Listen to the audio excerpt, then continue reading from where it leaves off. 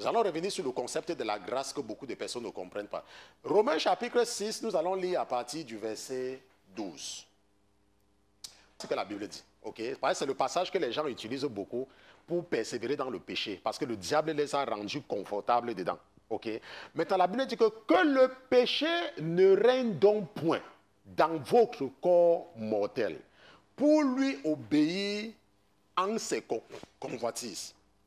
La Bible dit que ne livrez point vos membres au péché pour être des instruments d'iniquité, mais donnez-vous à Dieu comme de morts, étant devenus vivants, et consacrez vos membres à Dieu pour être des instruments de justice.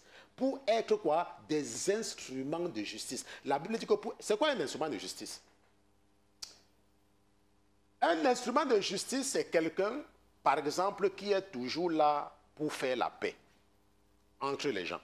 Ça veut dire que quand quelqu'un vient se plaindre de l'autre à toi, n'est-ce pas? Ce que tu fais, ce que tu cherches toujours à amener quelqu'un à pardonner à l'autre. En ce moment, on dit que tu es un instrument de justice. Est-ce qu'on se comprend? Tu es un instrument de justice.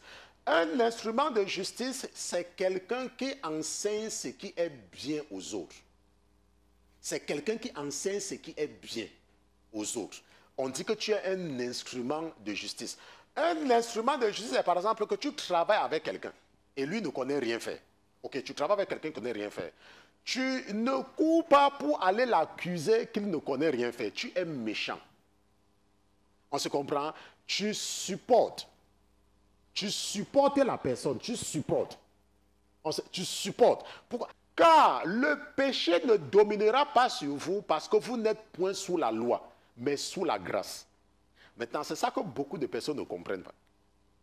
La Bible dit que car le péché ne dominera pas sur vous parce que vous n'êtes point sous la loi, mais sous la grâce. Maintenant, regardons comment la Bible explique ça. Hein. J'ai lu, non? Mais regardons comment la Bible explique ceci. Verset 15. La Bible dit que quoi donc?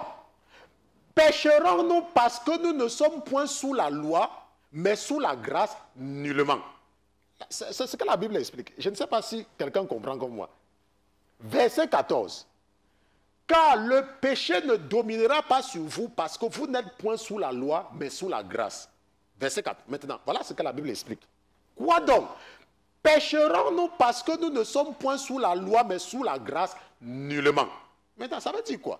Ça veut dire que lorsqu'on dit que tu n'es pas sous la loi, ça veut tout simplement dire que le péché ne doit pas dominer sur toi. Ça veut dire que Dieu t'a donné les instruments pour dominer le péché, pour dominer. Dieu t'a donné les instruments. C'est pour ça que la Bible dit ici là que ne livrez point vos membres au péché pour être des instruments de Dieu, mais donnez-vous à Dieu comme étant morts.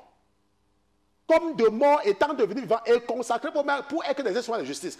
Avant cela, la Bible a dit que le péché ne règne pas, ne règne donc point dans votre corps mortel pour lui obéir en ses convoitises. Maintenant, quand la Bible dit au verset 14 que vous n'êtes point sous la loi, mais sous la grâce, dans la réalité, ça veut dire que Dieu t'a donné les instruments pour être, n'est-ce pas, pour dominer sur le péché. Tu as reçu ces instruments-là pour dominer sur le péché. La Bible dit que tu ne dois pas pécher parce que on te dit, parce que tu entends que tu es sous la grâce. Non. La Bible dit au verset 16 que ne savez-vous pas que si vous vous rendez esclave de quelqu'un pour lui obéir, vous êtes esclave de celui à qui vous obéissez, soit du péché pour la mort, soit de l'obéissance pour la justice. Ça veut dire que lorsqu'on dit que tu es sous la grâce, ça veut dire quoi? Ça veut dire que Dieu t'a donné le pouvoir de dominer sur les désirs charnels. Dieu t'a donné ce pouvoir-là. C'est en toi, tu as ça, tu peux dominer, tu peux te lever. Être sous la grâce ne veut pas dire que tu vas pécher et tu vas faire de Jésus ton papier hygiénique. Non. Et c'est pour cela maintenant que quand nous allons repartir maintenant dans Romains chapitre 14, vous allez maintenant bien comprendre. Ok? Voilà maintenant que quelqu'un va maintenant bien comprendre. C'est que ça veut dire qu'être sous la grâce. La Bible dit que car le péché ne dominera pas sur vous. Parce que vous n'êtes point sous la loi du péché, mais sous la grâce. En Jésus. Vous voyez? Donc, lorsque tu as un problème, tu peux par exemple savoir que tu n'arrives pas à arrêter de tromper ta femme. Et tu sais que c'est un problème, tu sais que tu vis dans l'adultère. Et tu mets ça en prière. Et la Bible dit que le Saint-Esprit peut te délivrer de cela. Le Saint-Esprit peut te donner la force de ne plus tromper ta femme. Le Saint-Esprit, tu peux savoir que tu vis dans la fornication. Tu sais. Et tu sais que ce n'est pas bien. Ça veut dire que toi-même, tu sais que ce n'est pas bien. Maintenant, nous savons que tu peux savoir que ce que tu fais n'est pas bien, n'est-ce pas? Mais tu ne peux rien faire. Je ne sais pas si tu comprends. Je ne sais pas si quelqu'un me comprend. Tu peux savoir qu'il y a quelque chose que tu fais qui n'est pas bien, mais tu ne peux rien faire.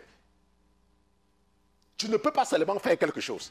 Il y a quelqu'un qui est venu me voir, il me dit, oh, pasteur Christian, chaque fois quand la femme là vient, je sais que je ne dois pas faire ça avec elle, mais je me retrouve en train. Et ça me dérange. Vous voyez? Mais maintenant, nous qui sommes sous la grâce, tu peux savoir que tu vis dans la fornication. Et tu décides d'arrêter. Tu décides.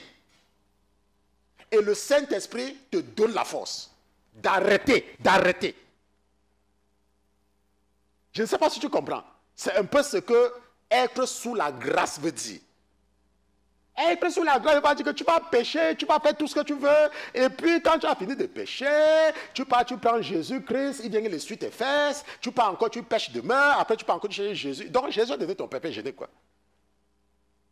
Et c'est parce que le diable a amplifié ce verset pour